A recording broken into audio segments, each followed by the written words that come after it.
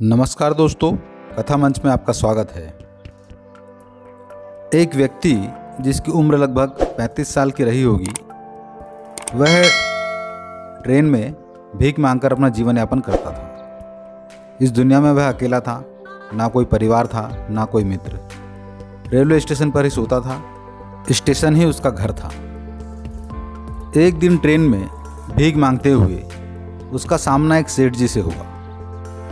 जब उसने सेठ जी से भीख मांगी तो सेठ जी ने कहा कि अगर बदले में मुझे कुछ दे सको तो मैं तुम्हें भीख दूंगा, अन्यथा फूटी कौड़ी भी नहीं दूंगा।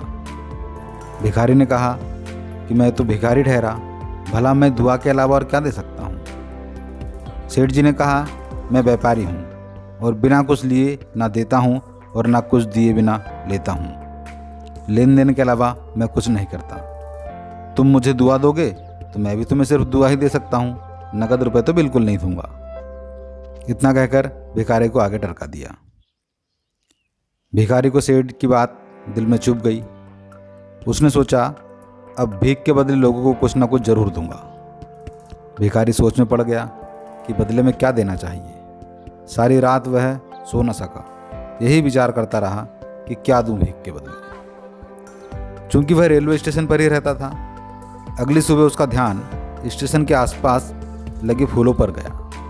उसने बहुत सारे फूल तोड़े और अब जो भी उसे भीख देता वह बदले में उन्हें फूल देने लगा। फूल देने से उसकी भीख में इजाफा हो गया। अब उसे और ज़्यादा भीख मिलने लगी और ज़्यादा पैसा उसके पास में आने लगा। अब वह प्रतिदिन फूलों के बदले भीख मांगने लगा। ऐसा ही एक दिन ट्रेन में उन्हीं सेठ जी से उसकी पुनः मुलाकात हो गई। वह खुशी खुशी सेठ जी के पास में गया और भीख मांगने लगा और कहा कि आपकी बात मानकर मैं अब भीख के बदले लोगों को फूल देता हूँ। सेठ जी भी खुश हुए। उन्होंने उसको भीख दी और बदले में फूल ले लिए और फूल लेकर कहा कि लेकिन अब तुम भिखारी नहीं रहे, अब तो तुम लेन देन करने लगे। ऐसा लगता है कि तुम व्यापारी बन गए हो। सेठ जी की बात सुनकर भिखारी को अच्छा लगा। उसे पहली बार एहसास हुआ कि वह भिखारी के अलावा भी कुछ बन सकता है। वह मन ही मन सेठ जी की कही बात को दोहराने लगा कि भिखारी नहीं, अब तो व्यापारी बनना है। अब उसने लोगों को भीख के बदले फूल देना बंद कर दिया, या यूं कहें कि भीख मांगना ही बंद कर दिया। उसने रेलवे स्टेशन के बाहर मंदिर के सामने ही उन फूलों को बेचने का काम शुरू कर दिया। कुछ ही समय में उसने रुपए इकट्ठा कर और भी अन्य प्रकार के फूल खरीद कर बड़े स्तर पर दूसरे लोगों को फूल सप्लाई करने लगा।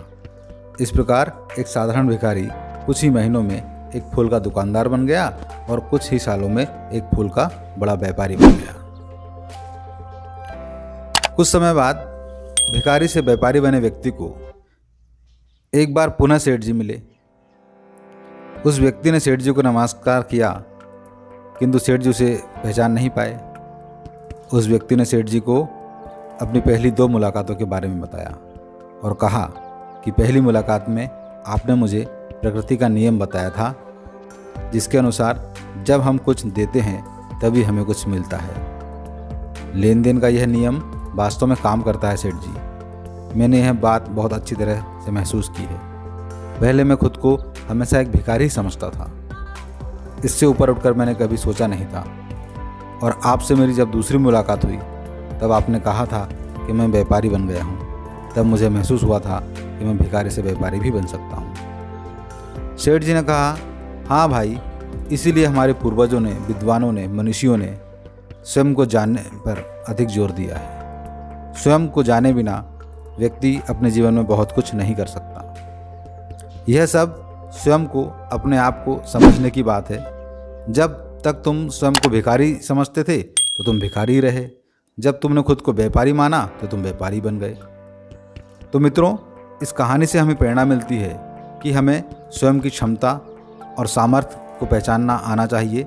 जिस दिन हम अपने स्वयं को पहचान लेंगे, अपनी क्षमताओं को पहचान लेंगे, अपनी ताकत को पहचान लेंगे, अपनी किस्मत हम खुद लिख देंगे।